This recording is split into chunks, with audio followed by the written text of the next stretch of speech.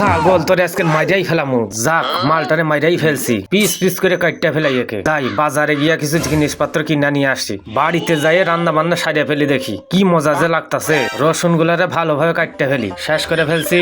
ঝাল গুলার এইবার 12টা বাদ যাই দেই হয়ে গেছে।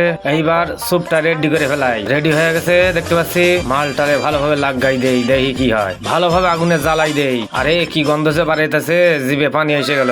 এবার গান শুনি আর একটু মজা করে খাই। কি মজা যে লাগতাছে। একটু পিয়ানাটা বাজাই নেই, বহুত দিন বাজাই নাই, দেখি কি হয়। না বাজারে যাই, বাজার করে বন্ধুরে একটু ডাইকা নিয়ে আসি। আর একটু মাংস নিয়ে নেই, যদি কম পড়ে যায়। এইবার সবজি বাজারটা সাইডে ফেলি। আরে কি মজা যে লাগতাছে।